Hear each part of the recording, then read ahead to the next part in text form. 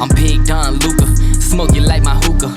Pump fake right, then I step back in illusion. That's a boss move maneuver, billionaire entrepreneur. Mark Cuban on the viewer, put you rookies on a skewer. I stay shitting on you boys like I came up from the sewer. Used to have a lot of dollars, now I got a lot fewer. What you saying to me? I hope you save it for me. I'm about to kill the game, and I put it in my testimony. Hi, welcome to the Mainstream Mavs podcast. This is your host, Will. I'm joined here by my co-host, Jaren. What is up, guys? Today, we will be getting into the Mavericks 133-126 victory over the Philadelphia 76ers. This is the first game in Dallas Mavericks history where two players have scored 40 points or above, with Kyrie Irving scoring 40 in this one and Luka Doncic scoring 42. One of the more high-powered offensive affairs that the Mavericks have had this season. And it was quite the sight for sore eyes, and the Mavericks sorely needed a game like this. Jaren, what was your immediate reaction to such a fun, record-breaking game? I mean, honestly, pretty much from the get-go, you knew it was going to be a great game. So many stars playing in it: James Harden, Embiid, Luka, Kyrie, of course. You figured it would be a playoff-type atmosphere, and especially coming off such a bad loss in Indiana, or I guess in Dallas against Indiana. You figured the Mavericks would come out with a sense of kind of desperate, and that's exactly what they did. It was a pretty, tight-knit first half, and then the Mavericks opened it up. Of course, Philly fought back, and, eventually the Mavericks, I guess, did them over late in the fourth. But, yeah, without a doubt, I thought, this was probably the best game that duo has played. Definitely the stats show that and prove that. But other than that, I think it was a fun game to watch. That's for sure. Yeah, no, there's definitely a lot of defensive holes and issues that still have persisted throughout this one that we'll be getting into, but there was also some positives.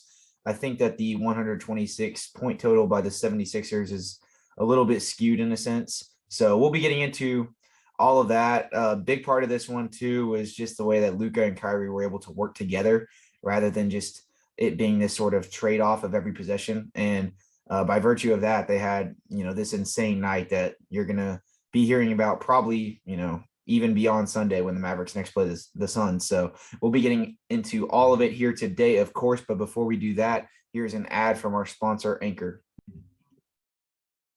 All right, Jaren. So getting into this one, let's go ahead and sort of seep through the game sequentially before we, get into individual performances and everything of that sort.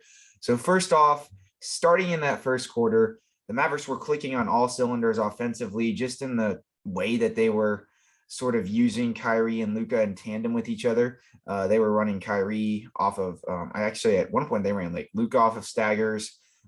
They were using, zoom actions for Kyrie. They ran him off of curl-offs with Luka as the lead ball handler.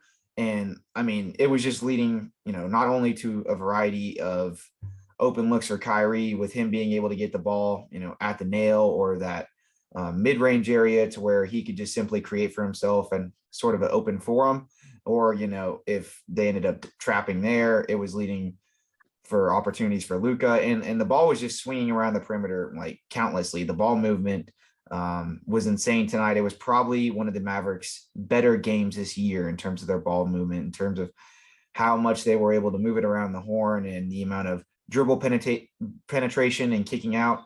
So, I mean, the offense was obviously clicking to an absolute premium in that first quarter, but despite the Mavericks' effort and intensity, they did still suffer some defensive woes just by virtue of the fact that they could not stop that Harden and Embiid pick and roll. It almost seemed as it was the James Harden Rockets version that they were going up against. So what was your sort of brief summation of that first quarter in terms of how the Mavericks were able to ready to storm with offense despite not being able to really counteract anything Philly was doing? Not even really in part because it was their fault, but just more so because they really didn't have the wherewithal to stop Harden and Embiid when they got going like they did. Yeah, one thing, and I mean, we've seen this time and time, but, Dwight Powell is just not a guy that you can really stick on Embiid. We saw that, pretty much put to a T. The Sixers, they wanted to go out and exploit that matchup, and that's exactly what they did. We've seen at times this year, where Josh Green will kind of help down on those bigger centers, and that'll kind of, summate / aid And He did a couple. He did, I think, once tonight where he actually got a strip on Embiid where he rotated over from the weak side. Yeah, no, exactly. And I think early on we didn't see that enough from the Mavericks. Embiid and especially Harden, those two got really cooking, especially in that pick and roll as you mentioned before. But like I said, the Mavericks, they were kind of able to, not in this game really, but in history, like they're able to aid, by picking those weak side defenders and sliding them over, creating a help side defender. But that we didn't really see enough of. And I mean, Joel Embiid, that's a guy that you really can't, especially whenever James Harden, Jesus, is on the court at the same time. Like you can't really double team one of those guys at the same perfect. Like just how we saw, with Kyrie and Luka, like you can't double team one of those guys while they're both on the court. And that's pretty much exactly what they saw, or what we saw. They were able to exploit that pick and roll, exploit the paint. Embiid got really cooking, and especially Harden. I want to say he had like 5 or 6 assists in that first quarter already, and 4 of those, if not all of those, were pretty much assisted on Joel Embiid pick and rolls. Offensively, I think that the big thing for the Mavericks was, as you said before, it was ball movement. With Kyrie and with Luka, they're sort of like off-ball tendencies, like getting better and better at it. Working off of each other. That's sort of how we saw guys get open. I think the best way to put it is the defense was kept guessing. There wasn't this sort of or I guess like one off, one on, where Luka might go one possession and then Kyrie will go the next. There wasn't enough of that, and that's good. Kyrie and Luka, they were able to work off of each other, whether be an off-ball screen or even as you said, like coming down the nail, and just sort of getting assisted off one each other, like whatever it was. And quite frequently they were able to find an open shooter in the corner. I want to say the Mavericks made 6 first quarter 3-pointers or something around that range, if you want to check that. But I know that they were red hot from 3 in that first quarter, and it allowed them to sort of get off to a sizable lead. Of course, Philly started coming back as soon as they got their offense going, but I think that's kind of what set the tide for the rest of the game was, how the Mavericks were able to exploit that defense. And I know it's not a strong defense. It never has been for the remainder of the season. It hasn't been, but the Mavericks were able to really exploit it. And I think in terms of that, that's probably the best game that we've seen out of, sort of like this 8-game Kyrie era Mavericks, or whatever you want to call it. Yeah, no, I mean, it's obviously very impressive because Philly, I believe, is ranked 7th in defensive rating. And, when you talk about having to like rotate another guy over to help for Embiid, like you had alluded to earlier, obviously that's going to create open looks for the Sixers by virtue of that, especially when James Harden was shooting as good as he was. He was nailing his step backs tonight. Like I said, it did almost look reminiscent of his old self just from that perspective. And that, that's a tough guard for the Mavericks, much less really any team. But with a team that's basically, stricken with personnel issues in terms of their defensive versatility, like the Mavericks are, that's a lot to ask to, also have to rotate over to guys like DeAnthony Melton, who are able to effectively attack off a closeout and things like that. He had a pretty good first and second quarter, but I do tend to agree with you about, what you said regarding how the Mavericks offense was just so dynamic within that first quarter, and, how that basically sort of evolved into that being the case all game. Otherwise, as we segue here into the second quarter, of course, it was much more or less more of the same for the Mavericks.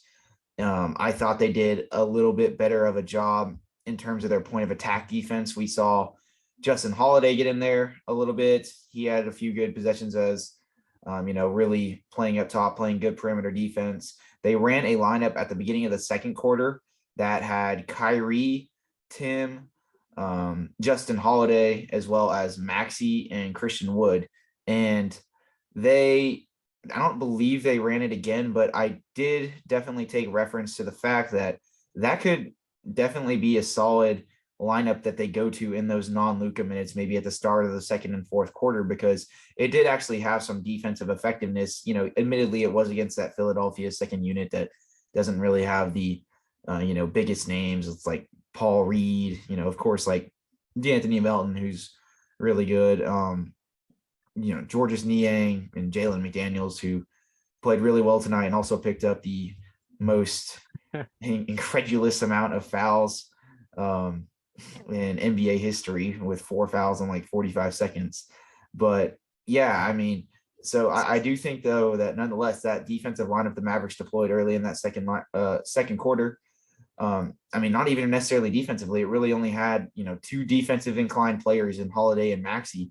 But by playing Maxey with Christian Wood, I thought that those were some of Christian Wood's most effective minutes in this whole game, because you see how he can sort of supplement for the defensive woes that Christian Wood has at the back end, and he can kind of just freelance and act as a guy who's able to guard on the perimeter and chase blocks and things of that nature.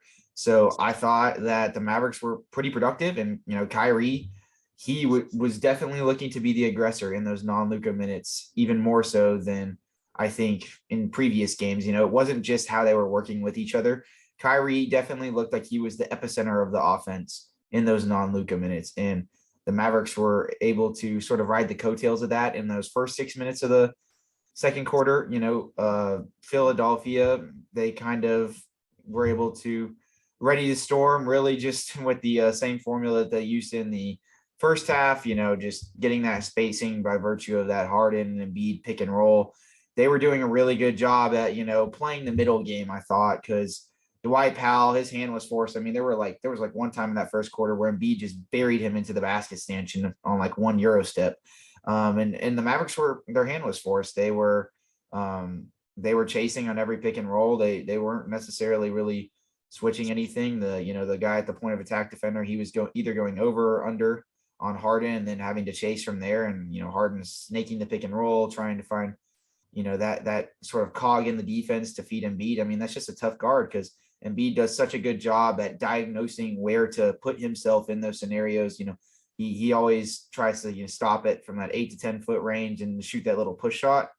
And then he also has a really good mind for knowing when to roll hard, of course. So, I thought it was kind of as simple as that. And the Maverick, of course, the 76ers were able to, once the Mavericks did end up having to try and rotate over another defender, Tobias Harris was getting fed in the corner, and he was able to take advantage of some mismatches because Luka was guarding him for decent stretches of this game. And admittedly, he did not have the best closeouts on him a few times, and he was able to sort of just single dribble blow by him into a few tough and ones. But other than that, I mean, the offense continued to hum. And I mean, that takes us to the third quarter, where the Mavericks just had this real explosion. They won the third quarter 39-24. They ended up having yet like another 30 plus, well beyond 30 plus point quarter in that third quarter. And they somehow were able to remedy the Embiid situation by, seemingly, not only just rotating a guy over, but they were swarming him. And on the other side of the ball, they were involving him in almost every single pick and roll, whether it was Luka and Maxey or Luka and Powell. Not really as a means that those guys were not really that those guys were like toasting Embiid or anything of that nature, but they were, forcing him to come up to the level of the screen and then drop every time. And they were tiring him out time in and time out every possession. You could see by the end of that quarter, he was gassed. And, he was kind of forcing, himself into some tough mid-range looks that didn't drop. And by virtue of that, the offense really started to explode. And we just saw more of the same with the way that Luka and Kyrie were operating. And then came all the traps on each of them respectively anytime they had the ball above the break. And they weren't using either of them as a screener in like the 4-on-3 scenario, but they were using them in like that sort of middle of the court area, to where, the Mavericks could, Luka could dish it to whoever was the screener in the 4-on-3 scenario, and then they could kind of get it back out to Kyrie. And then that ball movement just persisted. I mean, we saw like a lot of hockey assists from both Luka and Kyrie tonight, where either of them were able to just get that ball to the middle of the floor. And I mean, I thought even Dwight Powell did a great job on kicking it out to shooters on multiple occasions. So, I mean, it was a sight for sore eyes to say the least in that third quarter. What did you think in terms of the way that the Mavericks were able to just not only like stop Embiid, but still, have that continuum of that insane offensive production into that third quarter? Yeah, I think, a remedy of what the 76ers do is, what they do so well in that pick and roll is they kind of match up on hunt. they get the switch they want and, go to work on that. Now, with this Mavericks squad, there's really not an amazing switch that you can do or you can get, because either way, you're going to have Dwight Powell or Maxey Kleber, which, Maxey's the best defender we have, but he's not a guy that can stand 2 foot tall or stand foot to foot with Embiid, whenever it comes down 1-to-1.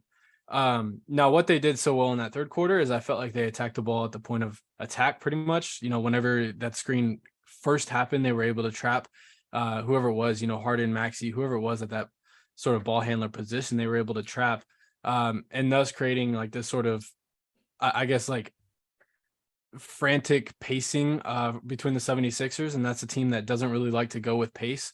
And I just felt like, they weren't in their position, or they weren't like in their comfort zone, I guess is the best way to put it. And thus doing so, the Mavericks were able to get off to a really, really strong third quarter start. They got I want to say it was a 20-4 run at one point. And yeah, I like what you pointed out with, Dwight Powell being the guy who oftentimes would get the, a really nice pass in from, either Kyrie or Luka, and then would kick out to the corner shooters. And that's what resulted in the hockey assist. There was so many hockey assists talked about that they even had a hockey segment on the TNT broadcast. So I didn't even know that. That's crazy. yeah, no. Well, it wasn't a like hockey talk. It was like they just showed the banner. I need your quick thoughts, because there was a lot of discourse on Twitter. What did you think of Reggie Miller's broadcast performance tonight? Oh, okay. I even texted you in the middle. I thought it was pretty well. You're gonna get a lot of hate that. Yeah, I was like, I think it tailed off towards the end, of course, but I don't know. I'm gonna stick in the boat. I think he had a pretty decent. It was one of his better ones. I'll say that. Yeah, it's always a weird like contrast, like when you look at like each of his performances, because he knows. I do push back on people like saying that he like doesn't know basketball or anything like that, because he does know what he's talking about, and he does provide like good anecdotes from when he was playing and things of that nature.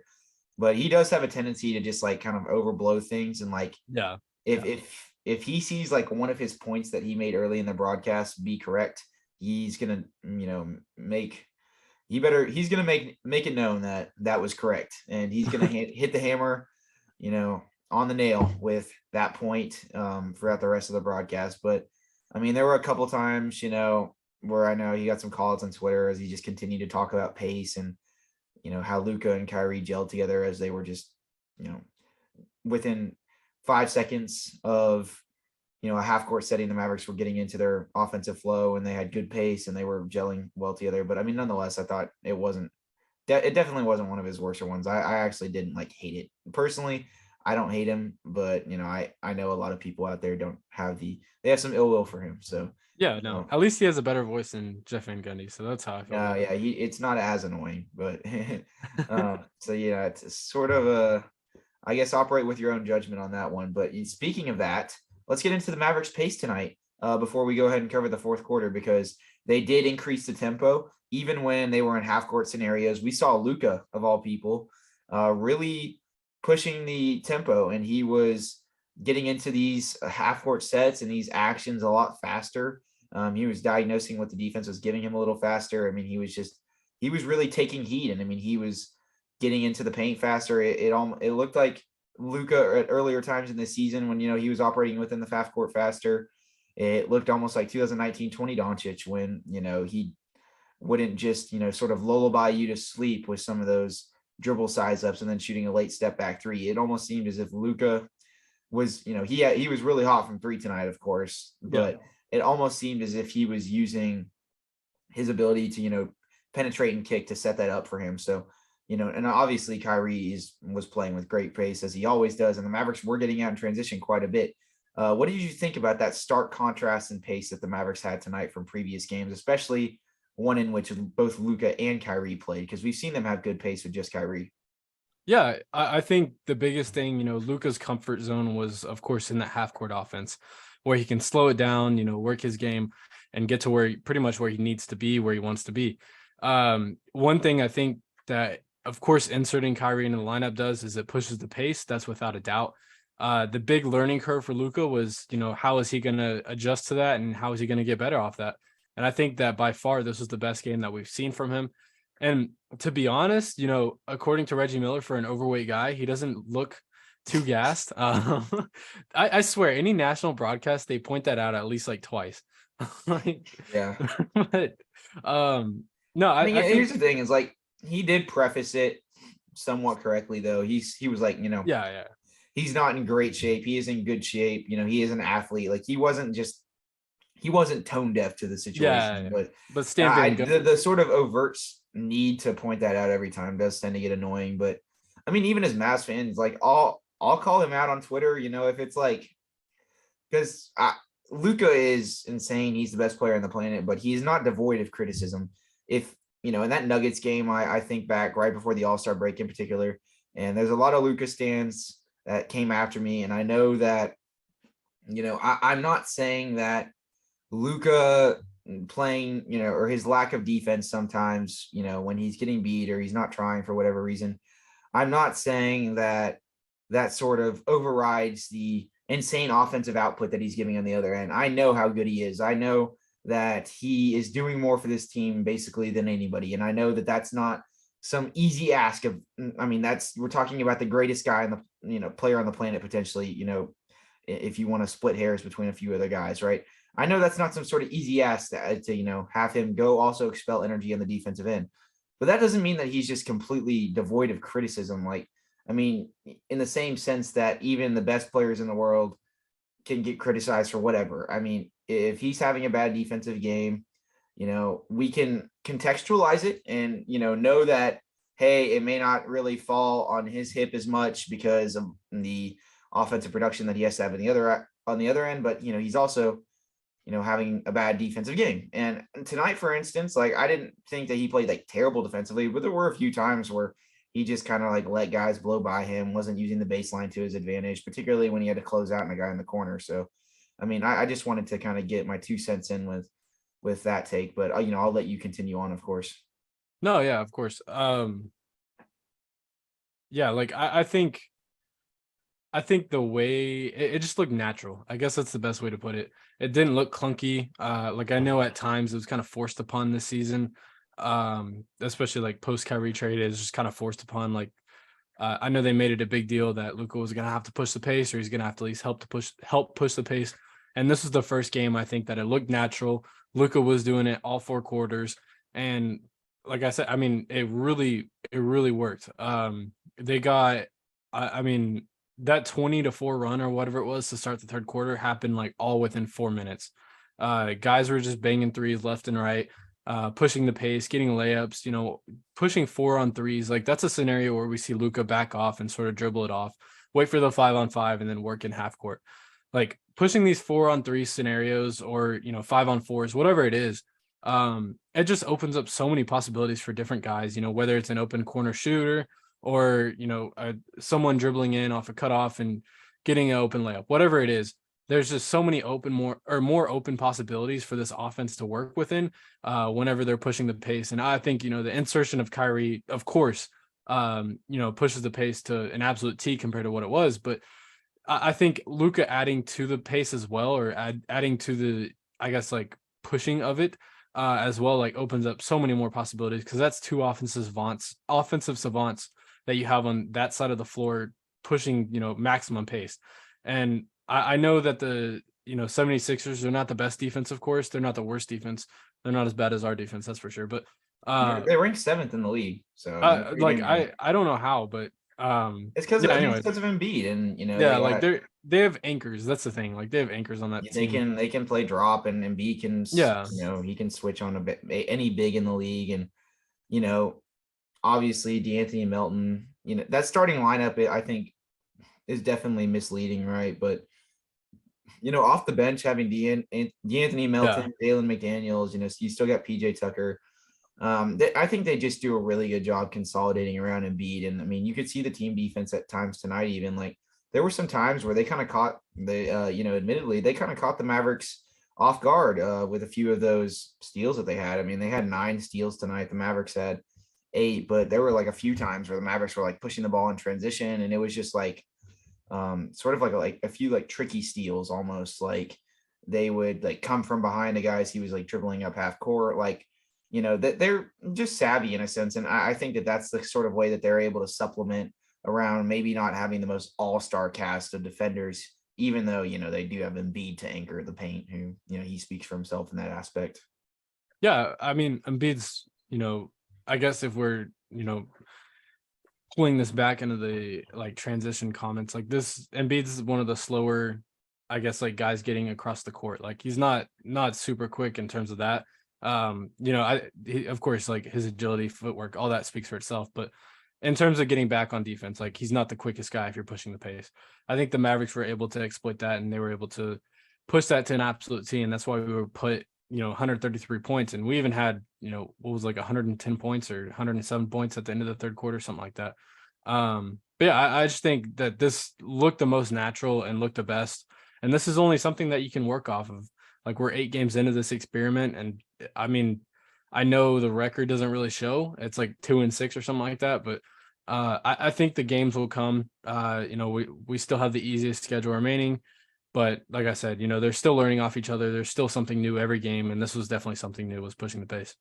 No, 100%. And like with pushing the pace, obviously the TNT broadcast would differentiate with us here. But I mean, I thought Luka, like, he didn't look like he was extremely gassed by doing No, this he didn't. tonight. He didn't. Like he did so in a manner where he wasn't like running, he wasn't running from one end of the court to the other every single possession. It wasn't like LeBron-esque where he was just a tank, with no sort of stop in sight every single time. I mean, he was pushing the pace, but he was also doing so at a pace that, got the guys in transition ahead of him. And, when he was in the half court, he would sort of, lollygag up the floor a little bit. And then once he kind of got settled up into that, right above the break or, right past the 3-point line, he would do a really good job, in my opinion, of, just using that first step. He has such a good fast first step, and he was able to, I think that catches a lot of guys off guard when you see him sort of just lobbying down the floor a little bit and almost like labor some at times, and then boom, so I thought he did a really good job of that tonight as well. So let's go ahead and segue into the third quarter. Of course, now that we got a little off topic, the fourth quarter, my bad. Yeah, I was about to say, I was like, wait. Yeah. So obviously Tyrese Maxey has like this huge explosion. The Mavericks were up, I believe, like 20 points at one point in the third quarter. 20 or 21, yeah. Yeah, it was like 20 or 21. Tyrese Maxey cuts the lead to 5 within like a few minutes. It wasn't even necessarily bad defense. This Mavericks had a few late lackadaisical passes, in those non-Luka minutes with Kyrie there for whatever reason.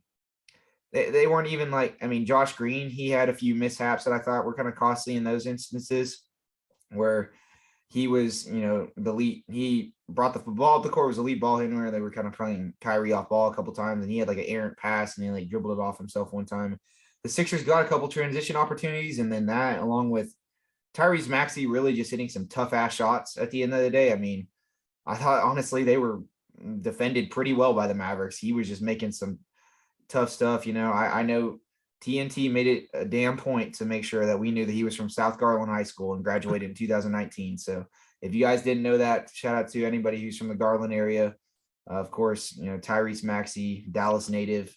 They made us know that about 3-4 times in the broadcast. But he, whether it was, him just, coming off a screen or, redirecting it and then going downhill and shooting a floater or, shooting transition threes. This guy, he looked like, he had some sort of like, they like drugged him up and after the third quarter, and he was on one. So how were the Mavericks able to counteract that at the latter half of the fourth quarter once they brought Luka Doncic back in? Because Jason Kidd in the TNT interview right before the fourth quarter started, Jaren, in response to how the Mavericks would counteract a potential Philadelphia run defensively, Jason Kidd said that we're going to bring Luka and Kyrie back into the game.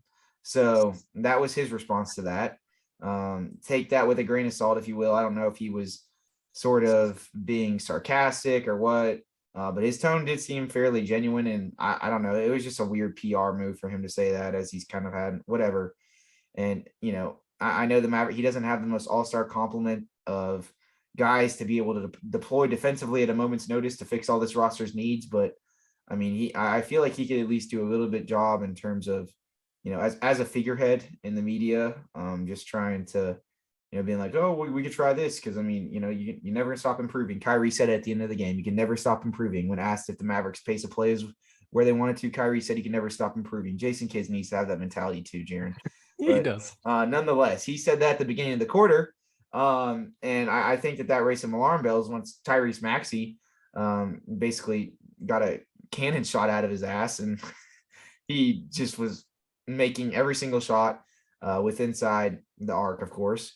So from that point forward, we bring Luka and Kyrie back into the game, and there's just this stark difference from basically the rest of the game forward, from how they were able to just keep operating within each other, within tandem with each other offensively. And, we saw that Maverick offense from the third quarter at the latter half of the fourth quarter start to come into fruition. How did that happen, Jaren? So yeah, I mean, definitely, as Jason Kidd alluded to, inserting Luka and Kyrie back into the lineup definitely helped aiding in that sort of offensive woe. The Mavericks were able to, continue punching with the 76ers as they got up to close to, it was a 5-point lead, or yeah, it was cut to a 5-point lead at one point. And definitely inserting Luka made it more of an even kilt match. Tyrese Maxey was still able to get his thing. He was making those, just running in the lane and getting up some stupid and one. Like that's how he is. He's a spark plug type player, and that's exactly what he was doing. Like I said, Luka just did a better job of counteracting the offensive side. I think for me, the big thing was inserting Josh Green into the lineup, or back into the lineup. After his, bad start to the bad quarter. start. Yeah. Once he got taken out and then inserted back in, it sort of like tailed off, and that's whenever the 76ers started to get put away. I know they kind of made a comeback towards the end there, but I think Josh Green was able to counteract Tyrese Maxey a lot, just with that sort of spark plug type guy, energy type player, whatever you want to call it. I think he was one-on-one with Maxey in that scenario, if I'm not corrected. But we pretty much, after Josh Green was inserted back in the lineup, we didn't hear any more of Tyrese Maxey outside of like a three. I think that was the last thing we heard of him. He played good defense on him after he came back in. He had exactly. Yeah. Just good one-on-one defense. Like Maxey, he's a guy, he's really quick. He can get to the spaces he needs. He's able to beat you off 1 foot. Like he's that kind of guy. But Josh Green, of course, his lateral quickness is able to counteract that. And I mean, he was able to pretty much stop all of the shenanigans that was going on in the Tyrese Maxey family from South Garland, who was graduated in 2019. But I think, like I said, Luka, Kyrie, they did their work on the offensive end. It was they got back up to a 14 or 12 point, somewhere around there. Like I think it was like a 12-point lead. They got it back up to a sizable amount. Of course, like I said, the 76ers started to come back, but nonetheless, too little, too late, and the Mavericks were able to pull this one out. But I think inserting Josh Green and inserting Luka back into the lineup definitely aided, I guess, in closing out this game. Yeah, no, I mean, obviously Luka and Kyrie, just like I said, it was just a continuum of the first three quarters, what they were able to do in that third quarter. And I mean, obviously, just aside from the game, like I kind of wanted to just harp on the fact that like this is like really fun, when this is happening, because ever since, the Jalen Brunson situation, there's obviously been this sort of void of, who's the second best player. But I mean, never in Mavericks franchise history have they had two guys that have been able to do what Luka and Kyrie are doing right now. And I mean, we saw that obviously capitalized and punctuated with them both having 40+ point games, the first time in Mavericks history. I said that in the intro, but it's not it's not an all telling stat or anything. I mean, it could be expected, of course, with these guys, when you have this complement of two of the more savvy ball handler and creators and all-stars in our game, right? But I mean, even if the Mavericks definitely, I even spoke to this on Twitter, I think that they may have this sort of finite defensive ceiling, right? Who knows how far this team can go because of their lack of, not only perimeter defense, but of course interior defense. And I mean, it could have had the 76ers not been on the second night of a back-to-back, had Embiid been a little bit more healthy. I mean, who knows? This could have been a little bit different of a game, but the Mavericks did what they could, and a win is a win, and we're going to take it, of course.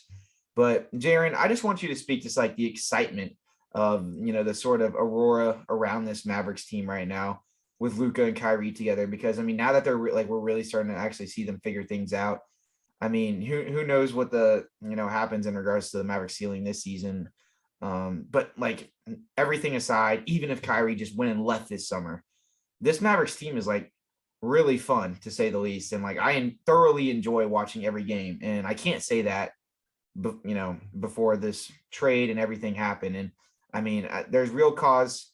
There's real, obviously, thought that if they are able to remedy some of these defensive woes this offseason, that this team could easily be a contender. I mean, who knows how far this roster is able to go now, but right now, I think that we just need to be focusing on making the playoffs and what that can do for us. And because, the West is obviously so jam-packed and everybody basically 4 through 13 is knit together. So just from your perspective, what do you think of the excitement around the team right now and the fan base compared to where it was earlier this season, having covered the team all season?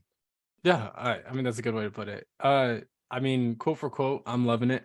I think it's a much needed like revive in this team, because I guess up until February, it was fun, but it wasn't. It was cool seeing Luka go off for 50, 60, like pretty much every other night in the season.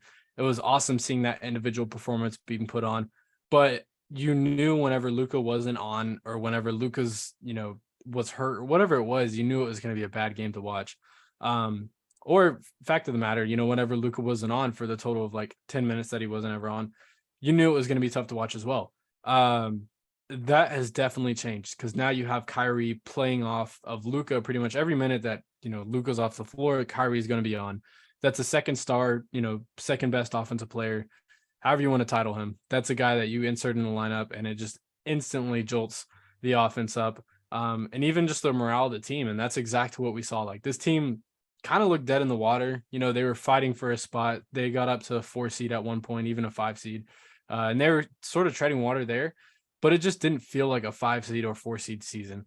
I know we're stuck at that 7 seed right now. I think we just tied the Clippers or whoever it was. I think they're playing right now, actually. So we'll see what the result of that one is. But I think, this definitely feels more like a playoff squad, or at least a deserving playoff squad, compared to, say a month ago. I still feel like they definitely have their holes, and I mean, that goes without a doubt. They still have their holes, but they're definitely improving every game that they play.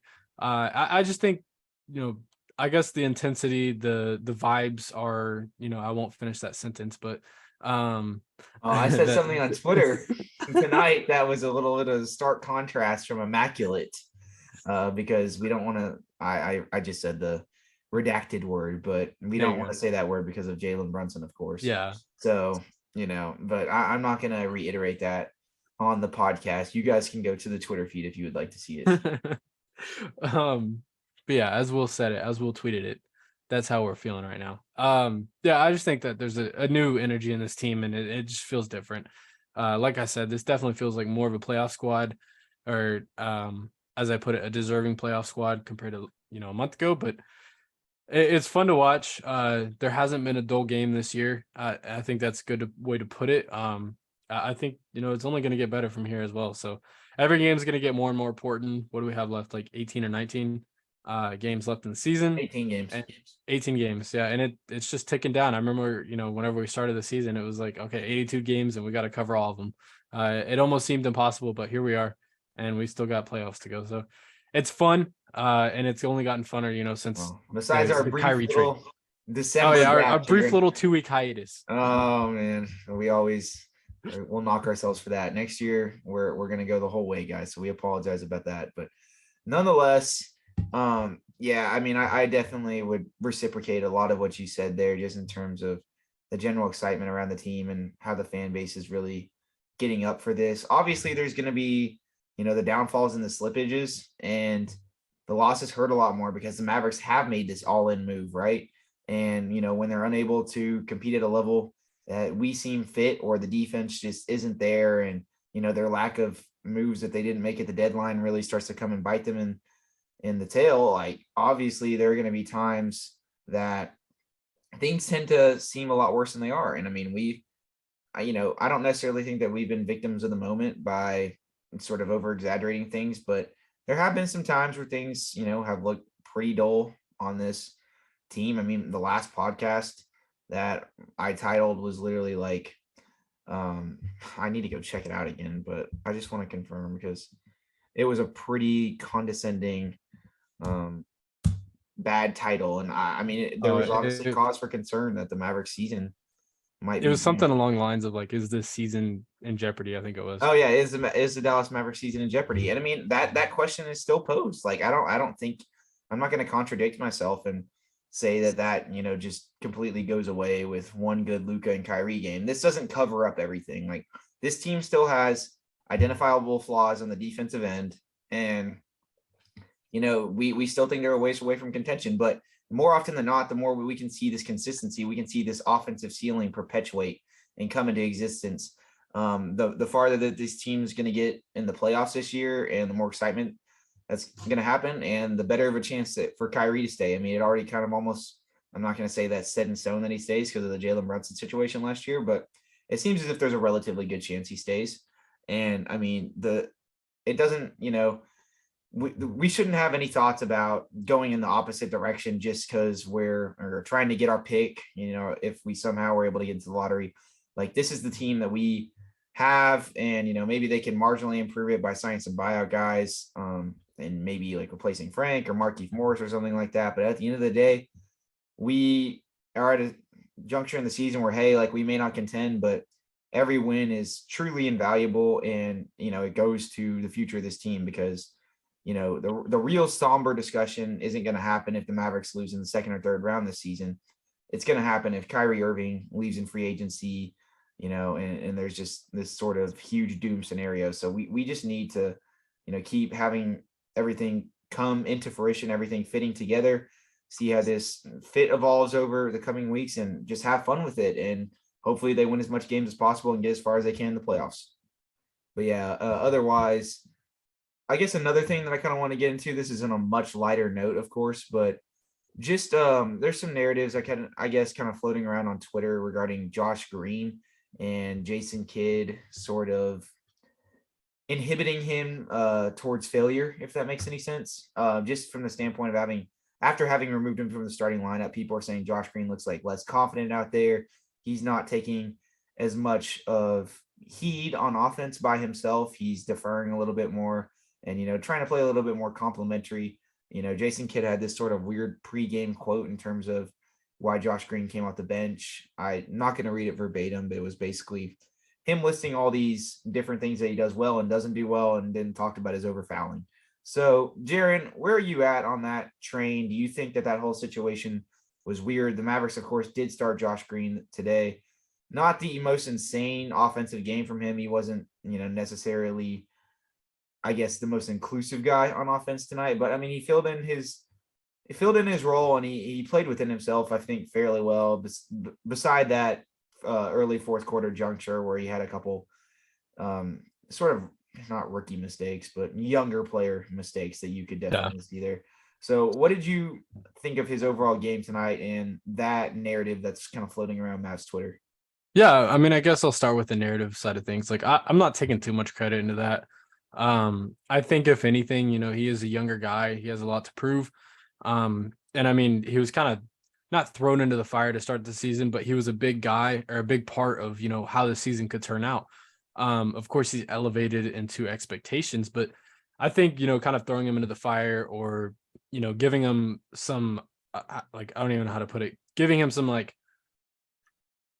tough things to think about, or, tough situations to be put in, like, whatever it may be. Like, I think if anything, it grows his career a little bit better. It makes him a little stronger. But again, I'm not taking too much into that.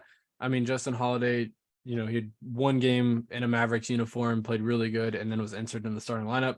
I think to pretty much everyone in Dallas, besides, Jason Kidd's skull, it was, the wrong move. I don't think you should take too much credence into that. He was inserted after 2 games of Justin Holiday starting, or 2 or 3 games, I think it was.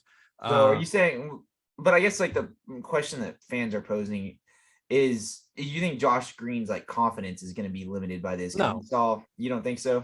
No, I mean, I think if anything, we saw him close out the fourth quarter really well. Like, he looked really confident. He grabbed that huge offensive board.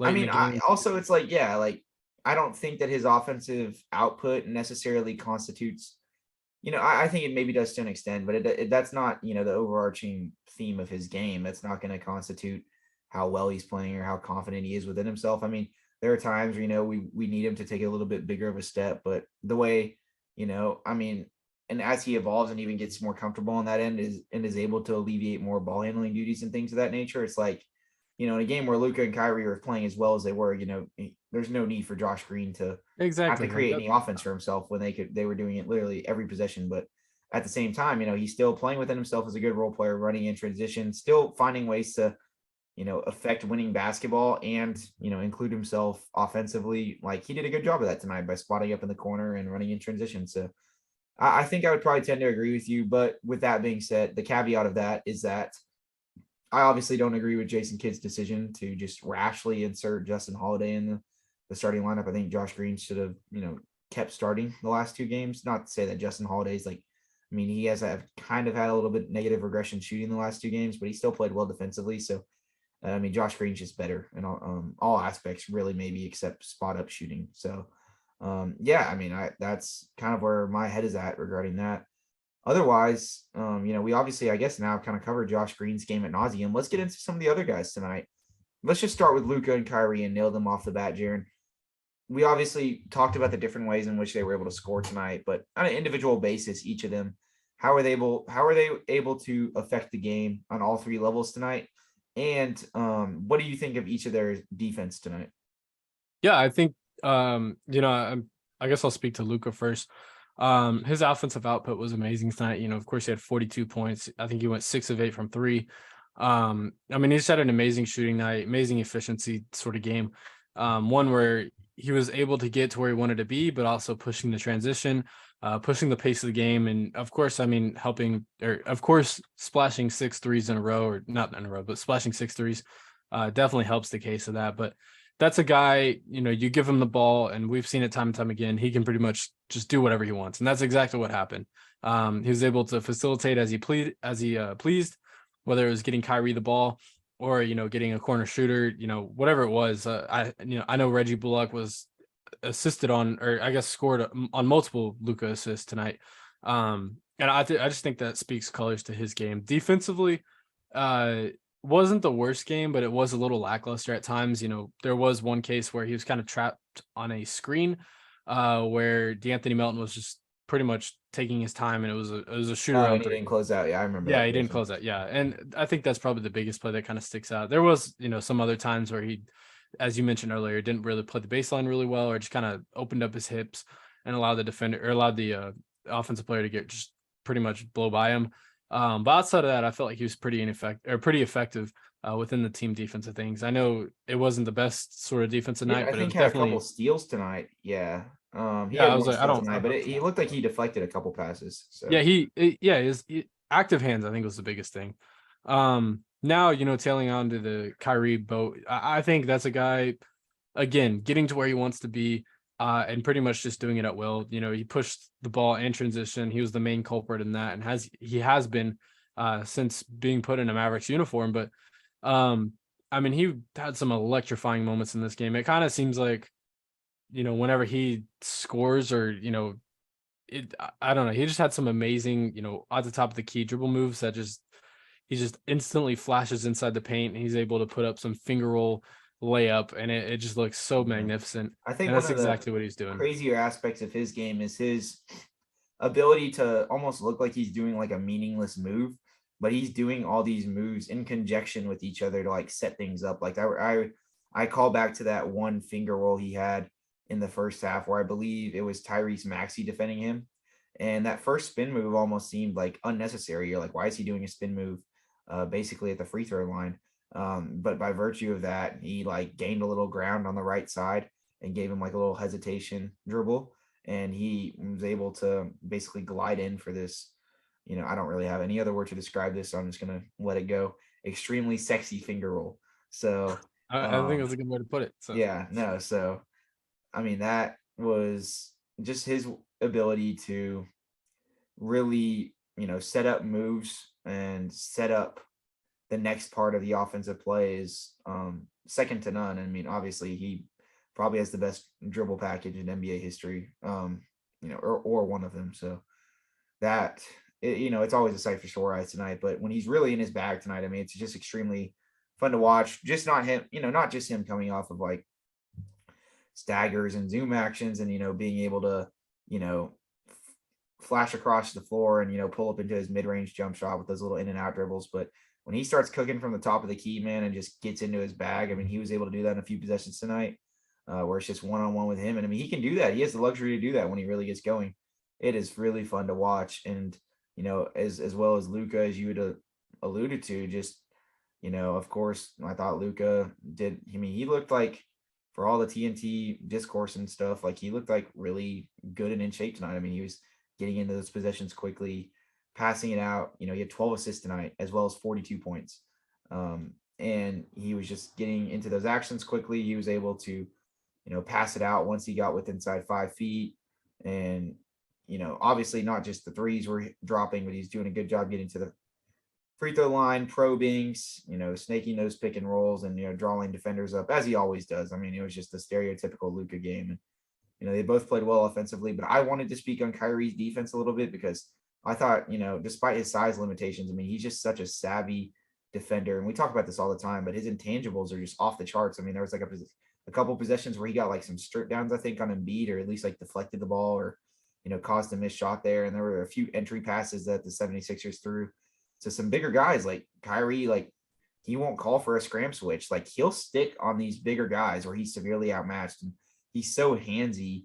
And I mean, sometimes it'll play to his downfall, of course, but I mean, a lot of the time, like, he's so savvy and he's able to poke the ball out. So he's an extremely underrated defender. By no means is he great. I mean, he's still, his, limitations athletically and, his size are obviously come back to bite him sometimes, especially against the best of the best who, aren't going to get faded by that. But I mean, he's just, it's particularly against like guys like, DeAnthony Melton. I mean, he just does a great job sticking in there. And I mean, especially if a guy is around his height, 6'3", basically or under, they're going to be in the doghouse all night with the way that Kyrie plays defense. So I thought he had a hell of a defensive game tonight, and he catalyzed a lot of transition opportunities by him just being active and getting in passing lanes, things of that nature. He's just a very, he plays all levels of defense, if that makes sense. Like, we talk a lot about how like certain Mavericks can only do, X, Y, and Z defensively. Like Luka, when he really tries to get one-on-one defender, he can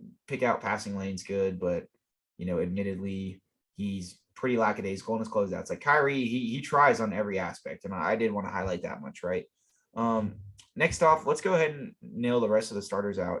What did you think of Dwight Powell tonight? Because, despite the limitations of having to be on Joel Embiid, I thought he played as good as he could have in, having to guard Joel Embiid. And conversely, he's not really going to have the opportunity to get anything with the drop that the 76ers play with Embiid back there. But I thought that, he filled in the gaps. He scored like 4 points where he could. And I don't know. I mean, I thought that this was another game where we, a game in which Christian Wood didn't play the best. And, for the people out there that are pining for Dwight Powell to start, I mean, this is a game that kind of forward your case. We'll speak more on that a little bit later into the podcast, as we kind of do every time. But what did you think of how Dwight Powell played today, Jaren?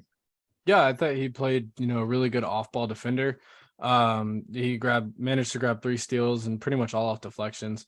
I mean, like, this is one of his more like rangy games in terms of actually being able to get steals and stuff out there. So I was impressed by that. Yeah, no, exactly. I mean, his limitations were there. He got bully balled pretty much, not every time, but a lot of the times that Embiid was, sort of going. But I think Dwight honestly had one of his better games and definitely filled a better role compared to what Christian Wood did tonight. So no, yeah, I would tend to agree with you there. But yeah, no, I mean, just like the effort that he displayed tonight was on Embiid, that's obviously a tall order. He at least tried his ass off, and that's really all you can ask in a scenario like that. And he played really good off ball. And he's not necessarily, he's a good team defender, but sometimes he does have his lapses there. So I was impressed with some of those steals he was able to get. I thought Reggie Bullock, of course, played an excellent game tonight. 39 minutes, he had 15 points, all threes, went 5 for 12 from the field, 5 for 10 from 3. He got beat at the point of attack defensively a little bit, but he kind of reconciled himself in that aspect in the second half. And I thought he made all of his corner threes. He made a lot of corner threes tonight after he was missing a lot in the first half. Did you have any other thoughts on his game and how he was able to be a benefactor off of the spacing that Luka and Kyrie were creating tonight? Yeah, I think it was definitely a rougher first half compared to the second half. I think in the second half he's able to pick it up. Offense led into defense, or I guess honestly, defense led into offense. Later on in that second half, he's able to pick things up and start scoring the ball really well. But yeah, defensively, just kind of leaving his hips open. Guys were able to beat him off the point of attack and get to the hoop, and that's kind of the biggest thing I saw. But other than that, I think Reggie had a really good game. If anything, he's probably the most tale of two halves type guy on this squad, and that I still think he had a pretty overall good game. Yeah, I thought another guy who had a great game tonight came off the bench was Maxi Kleber.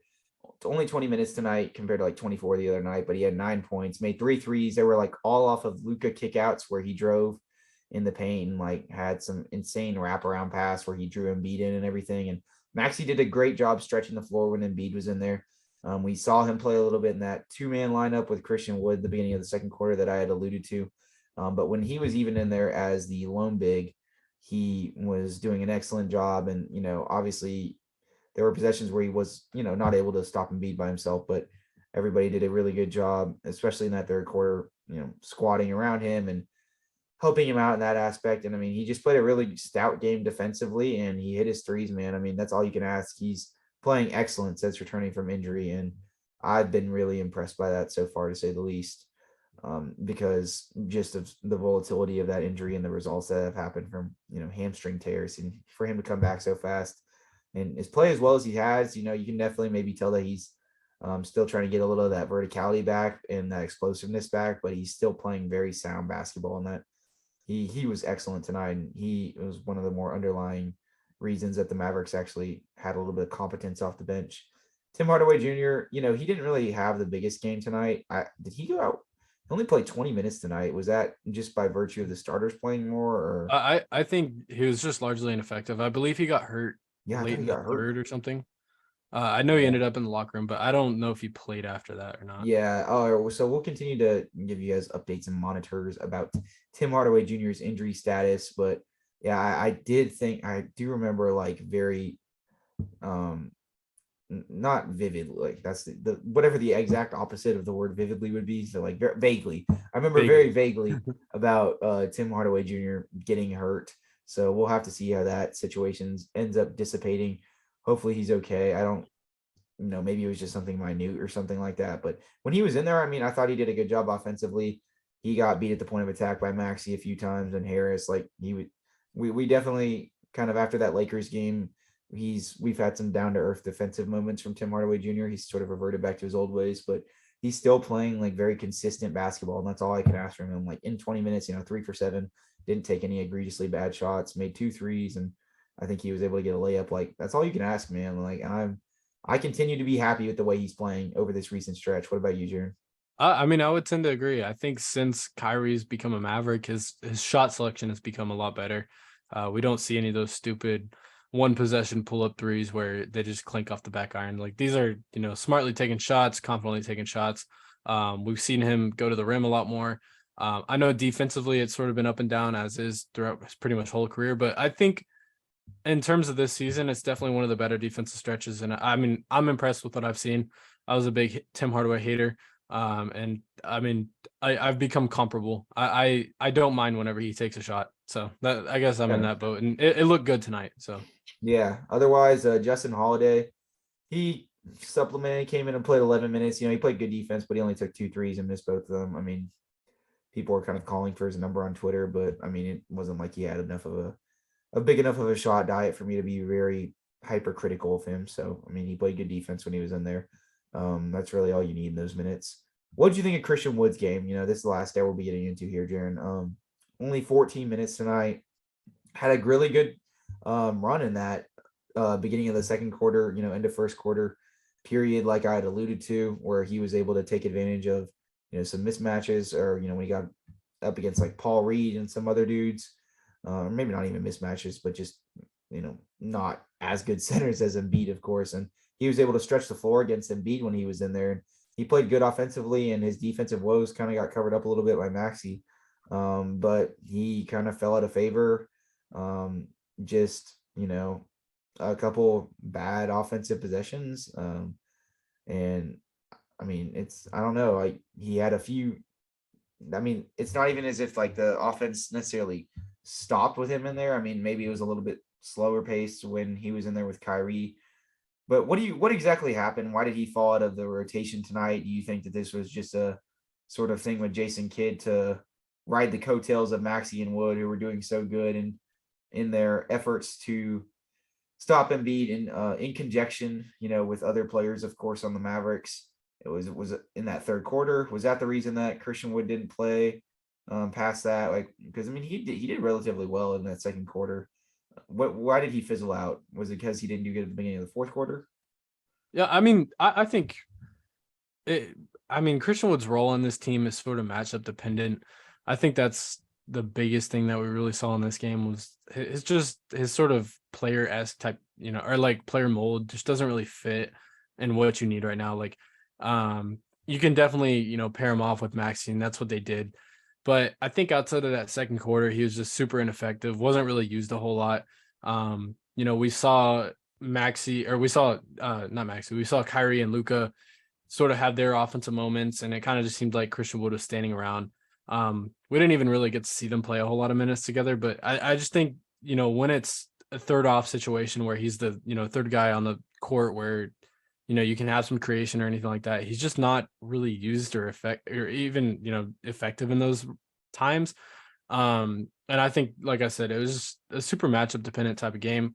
When you needed offense or whenever you needed defense, you just don't Especially really because of Embiid. Yeah, and that's what the big thing was, is Embiid just sort of exploits that sort of matchup to a T, and that's what Embiid wants. And Christian Wood is just unable to do that. I know if you were pairing them with Maxey and everything like that, like that's what they did. Even still, you have your troubles just because it's not the best help side defender, but like I said, it's bigger bodies. I thought that was their best bet that they could have done to defend Embiid. Oh, without a doubt, yeah. But it's like I guess they just didn't defer to that for whatever reason down, throughout larger stretches of the game. I don't know if because their minutes just didn't end up lining up together or what, but that was an interesting little nook and cranny that the Mavericks didn't choose to exploit that. Yeah, no, it was definitely an interesting little tidbit, but I think it's going to be interesting to see Christian Wood's role sort of either deplete or increase as we inch closer to the playoffs. But this is definitely Maxey. Him playing in tandem with Maxey is his best bet to get if he doesn't valuable starter level minutes, because that covers up some of the defensive woes.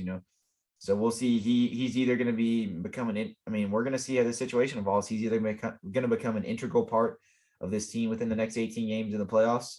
Maybe not slowly, but at a sort of mediocre pace in the next 18 games in the playoffs.